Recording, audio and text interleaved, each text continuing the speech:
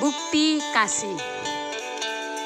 Mengasihi sesama bukanlah suatu pilihan atau perbuatan yang didasari mana suka, jika suka, ataupun dengan dasar embel-embel dunia.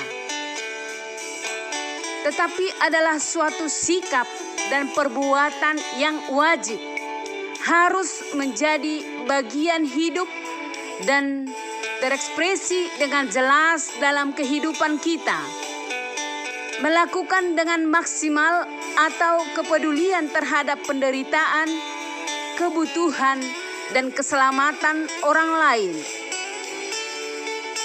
Terkadang ucapan di bibir berkata mengasihi, tetapi seringkali menyakiti. Mengaku sayang dan peduli, tetapi selalu menghilang ketika dibutuhkan.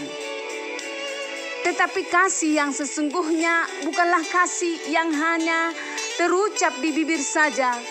Sebab kasih membutuhkan lebih dari sekedar kata-kata. Membutuhkan pengorbanan lewat perbuatan dan tindakan nyata dalam kebenaran. Kasih yang dipendam tidak lebih dari sebuah kebohongan. Gong yang berkumandang hanya sekedar slogan indah yang enak didengar. Suatu istilah NATO, no accent only. Dan menjadi suatu kata yang tak bermakna sesungguhnya. Digembar-gemborkan tetapi tak ada tindakan nyata. Bahasa kasih tidaklah satu kata yang asing lagi kita dengar, tetapi sudah menjadi sebuah kata yang booming di dalam kehidupan orang percaya.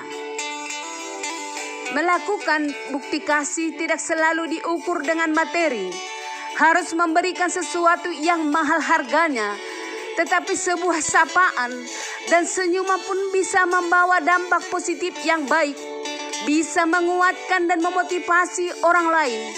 Sebuah tepukan di pundak atau keberadaan kita di samping orang terkasih ketika mereka tengah menghadapi masalah pun sangat berharga dan merupakan manifestasi nyata kasih.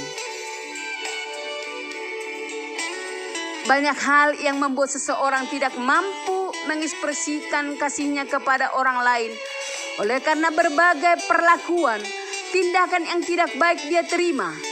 Tetapi firman Tuhan mengajarkan kepada kita tentang kasih harus dalam bentuk wujud, nyata dan terbukti.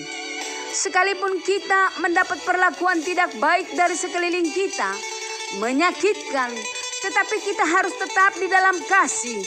Tidak berhak untuk membalas kejahatan dengan kejahatan.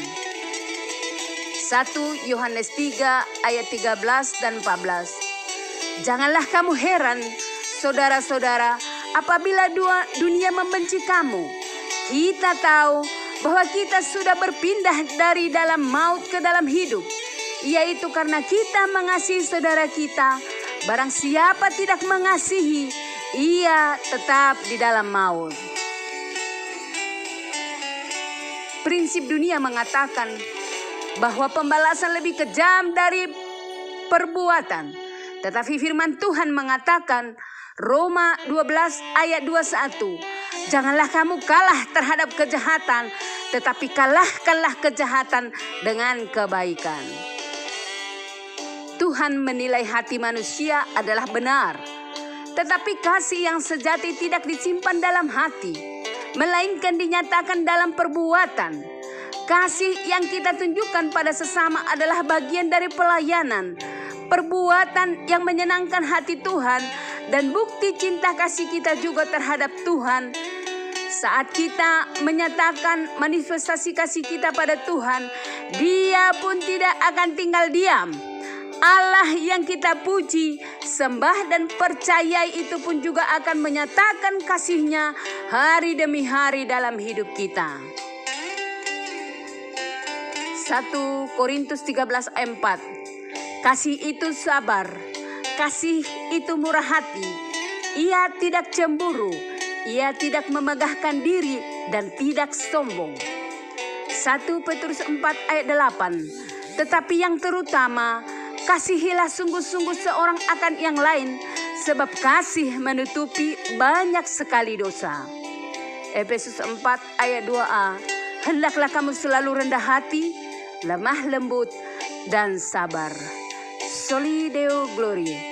Kita berdoa. Bapa kami yang bertata dalam kerajaan surga, Allah yang baik, sungguh baik dan teramat baik dalam kehidupan kami. Terima kasih Tuhan atas segala kemurahan-Mu, cinta kasih-Mu dalam kehidupan kami.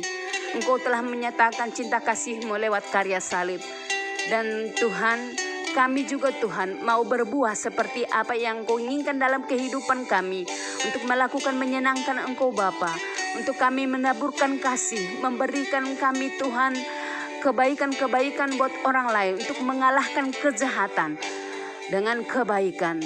Ya Allah Bapa, begitu banyak persoalan kehidupan yang kami hadapi Tuhan. Sehingga kami sering lalai, sering kami Tuhan kalah. Untuk itu Tuhan, berilah kami kekuatan. Jangan tinggalkan kami satu detik pun. Beri kami Roh Kudus-Mu. Supaya kami mampu melewati hari-hari kami dengan bijaksana. Dan kami Tuhan melakukan berkenan di hadapan-Mu Tuhan.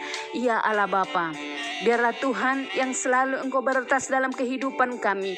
Membuat kehidupan kami semakin indah. Hidup kami semakin menaik. Hidup kami menjadi terang kasih. Menjadi kitab yang terbuka. Sehingga semakin banyak orang yang datang kepadamu.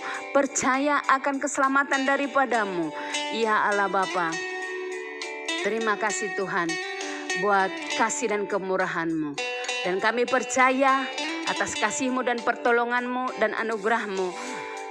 Kami yang sakit disembuhkan. Yang berkekurangan dicukupkan. Dan yang dalam kesusahan, gelisah, yang dalam duka Engkau berikan hati yang teduh, memberikan kekuatan dan pertolongan dan penghiburan daripada-Mu. Terima kasih juga Tuhan. Kami percaya bahwa Engkau memberikan kepada kami masa depan yang baik. Engkau memberkati keluarga kami, usaha dan pekerjaan kami. Dan Engkau memberkati seisi rumah kami. Engkau Tuhan yang menuntun kami terus ke dalam jalan kebenaran-Mu. Dan memberikan kami Tuhan masa depan yang indah. Iya Bapa, ampunilah dosa dan pelanggaran kami supaya kami layak menerima segala berkat-Mu yang akan terus mengalir dan tercurah dalam kehidupan kami. Kami berdoa dalam satu nama yang indah, yaitu Yesus Kristus yang hidup dan yang berkuasa hari ini sampai selama-lamanya. Amin.